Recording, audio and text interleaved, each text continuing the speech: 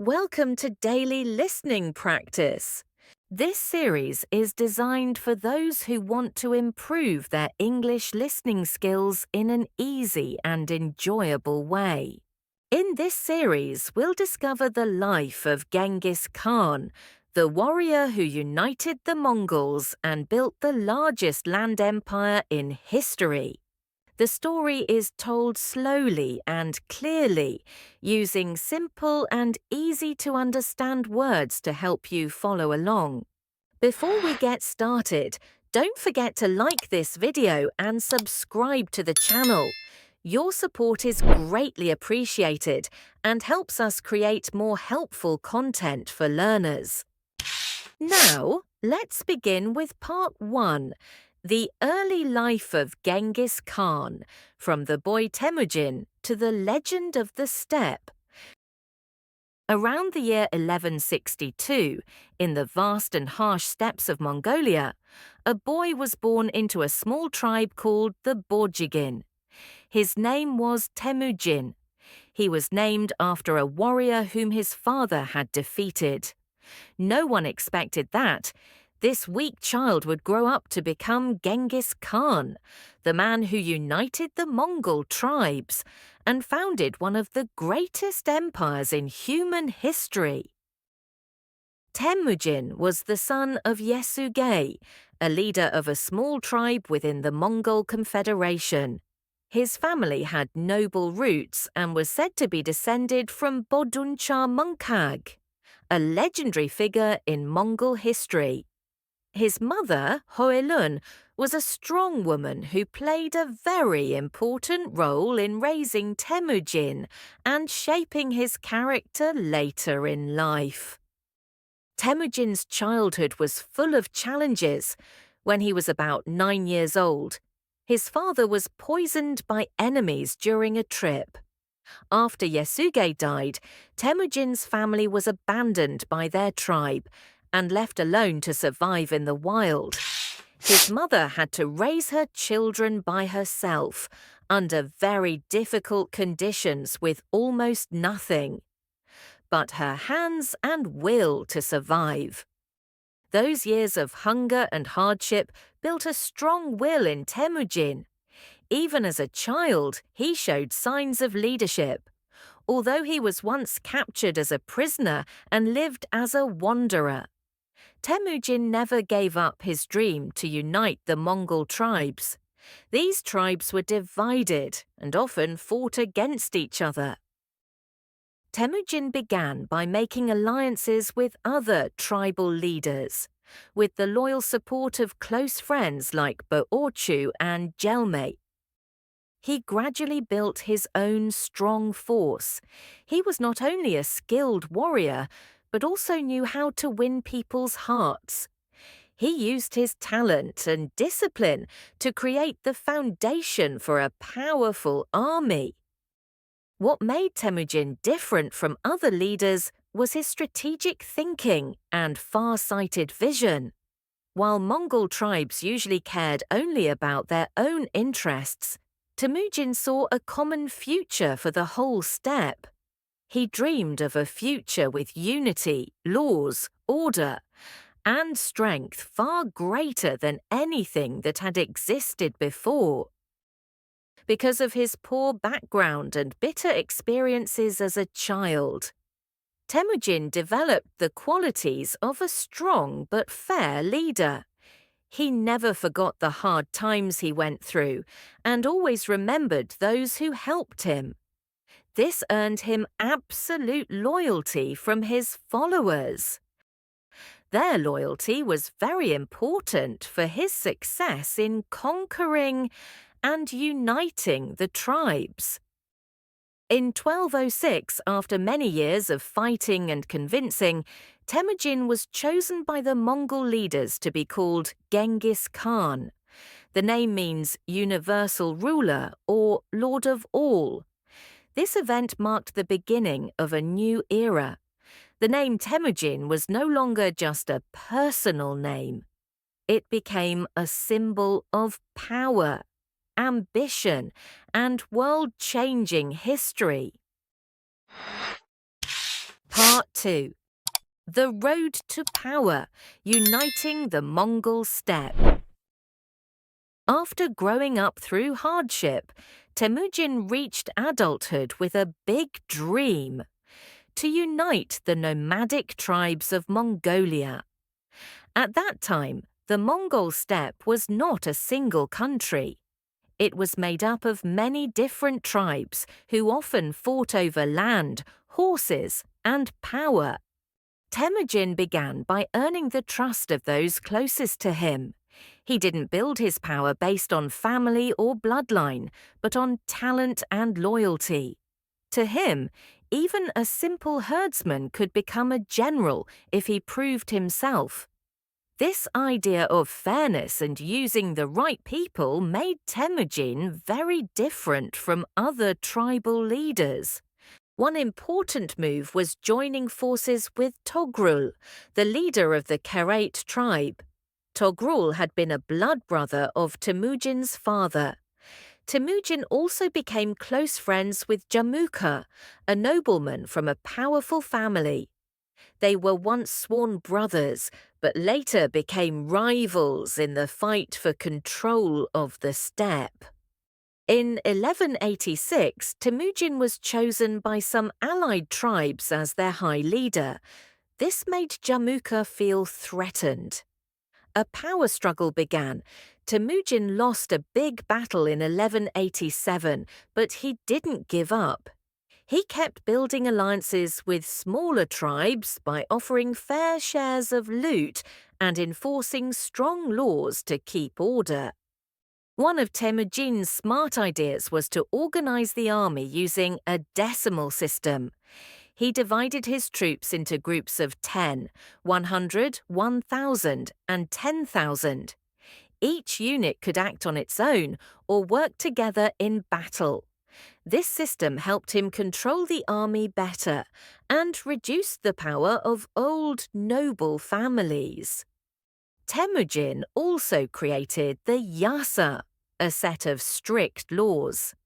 These laws covered everything from army rules to punishments for stealing, cheating, and how to treat prisoners. This was one of the first attempts to create law and order in a tribal society. In 1201, Temujin defeated Jamukha in a final battle. Even though Jamukha was once his close friend, Temujin had him executed in a noble way, without shedding blood, following old traditions. After this, no one could challenge Temujin's position anymore. Finally, in 1206, at a great meeting of tribal leaders called a Kurultai, Temujin was given the title Genghis Khan, meaning the universal ruler. He officially became the supreme leader of all Mongol tribes.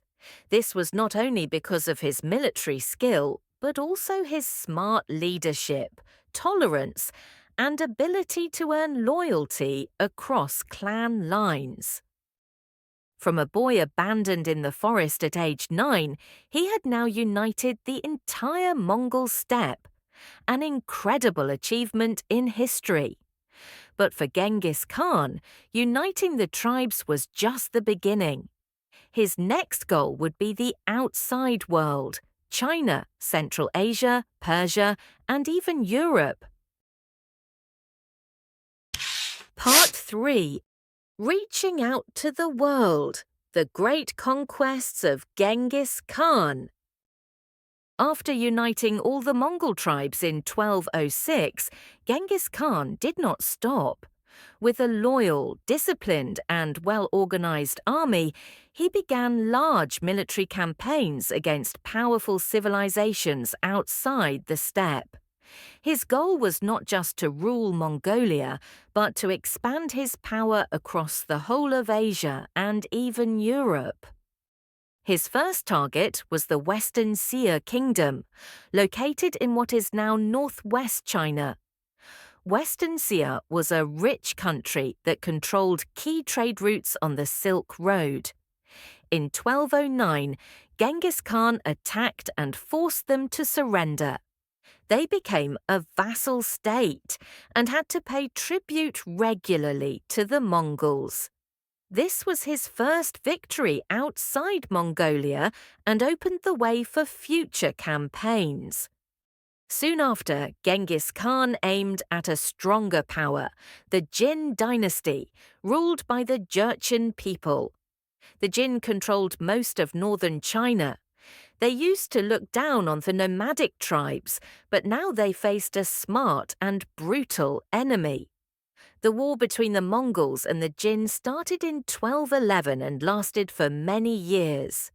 Using fast attacks, surprise moves, and siege tactics, the Mongols caused great damage. In 1215, they captured Zhongdu, which is now Beijing. This was a major step, showing that the Mongols had reached the heart of China. Even though the Jin were not completely destroyed, Genghis Khan paused the campaign and turned west. There he faced a new enemy, the Khwarezm Empire, which covered parts of modern-day Iran, Uzbekistan, and Turkmenistan. At first, he wanted peaceful trade with them. But a serious incident happened. The Khwarezm ruler killed Mongol traders and later even executed Genghis Khan's messengers. This made Genghis Khan extremely angry. In 1219, he led a huge invasion with over 100,000 soldiers. He attacked many strong cities like Bukhara, Samarkand, and Urgench. The Mongols not only fought quickly, but also destroyed irrigation systems, burned books, and killed officials and civilians. This war caused a massive humanitarian disaster in Central Asia. It also showed how powerful and organized the Mongol army was. During the war, Genghis Khan used advanced tactics. He split his army into smaller groups to attack from different directions. He used spies, spread false information, and sometimes pretended to retreat to trap the enemy. Because of these methods, his nomadic army was able to defeat much larger forces. After destroying the Khwarezm Empire, Genghis Khan continued moving west toward the Caucasus Mountains. He even sent scouts into parts of Russia and Eastern Europe. Although these were not full invasions, they showed that the Mongols wanted to keep expanding. One big reason for the Mongol army's success was their strict discipline and military system. Every soldier was trained to survive on their own, ride horses, shoot arrows accurately, and follow orders without question. They also used engineers from China and Persia to build siege machines like catapults and towers to attack cities. But Genghis Khan was not only a warrior, he was also a visionary leader. In the lands he conquered, he tried to keep order and help trade grow. He built rest stations, protected merchants, and opened trade routes across Asia. Because of this, the Silk Road during the Mongol period became one of the safest and most active trade routes in history. Although Genghis Khan was known for violence, he also allowed religious freedom. Muslims, Buddhists, Christians, and Confucians were all free to practice their beliefs, as long as they did not challenge the central power. In 1226, he started a second attack on Western Xia. That kingdom had once submitted to him, but later betrayed the Mongols. During this campaign, he became seriously ill and died in 1227 at about the age of 65. The cause of his death is still unknown. Some say he fell from his horse. Others believe he was hit by an arrow. Before he died, Genghis Khan gave power to his sons and divided the empire into 4 major parts: called Khanates. But the empire stayed united under the main Khan. His legacy was not just a huge empire stretching from the Pacific Ocean to the Caspian Sea.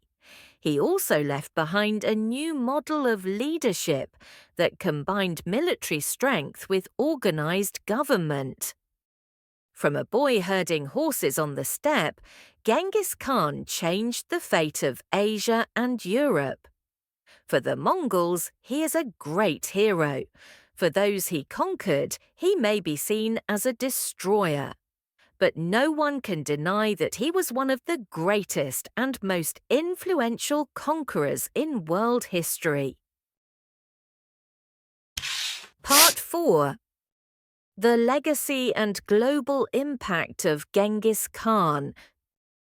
Genghis Khan, the legendary hero of Mongolia, was not only a great conqueror, but also a leader who left behind a very complex and powerful legacy.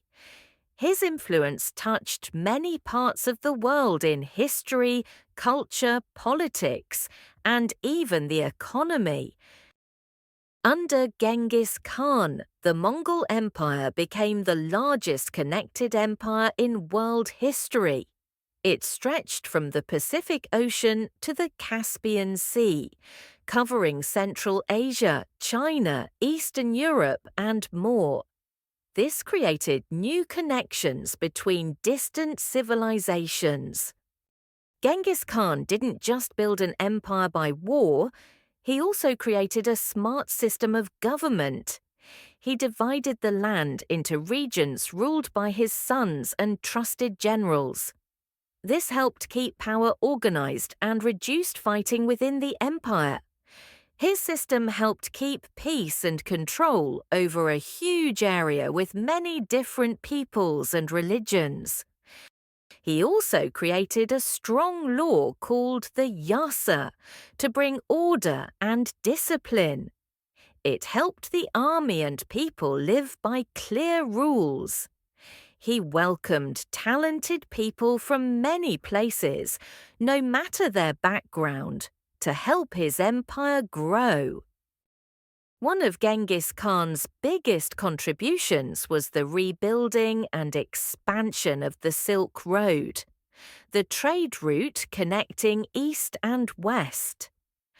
Thanks to Mongol protection, traders were safer, and this helped more people exchange goods, ideas, science, and culture. During Mongol rule, different cultures mixed and shared knowledge. The Mongols learned and spread Chinese inventions like gunpowder, catapults, and shipbuilding. They also welcomed religions and ideas from India, Persia, and the Muslim world. Buddhism, Christianity, and other beliefs also spread across the empire. Genghis Khan's policy of religious freedom helped reduce conflict and allowed people to live together peacefully. This is something many countries today still aim to achieve. Genghis Khan is seen as one of the greatest military minds in history. He created new ways of fighting, using the speed of horsemen and powerful siege weapons from other cultures. His decimal system organized the army in clear groups, and his strict discipline kept the soldiers united. He also used psychological tactics, information warfare, and planned violence to defeat enemies quickly. His military ideas influenced later armies in Asia and Europe and are still studied today. Genghis Khan is a complex figure. People from different cultures and countries see him in different ways. To the Mongols, he is a wise king, the father of their nation, and a symbol of unity and pride. But for the people he conquered, he is often remembered as a brutal invader who destroyed cities and caused millions of deaths. Modern historians try to see both sides. They respect his talent and impact, but also note the violence and destruction.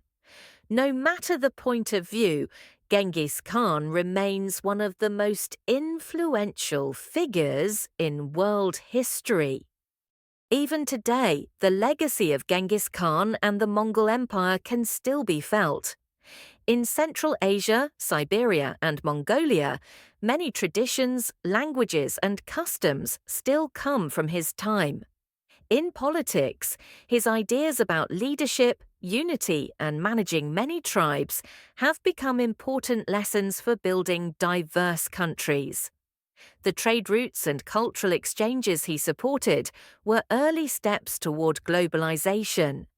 Finally, Genghis Khan has become a strong symbol in modern culture.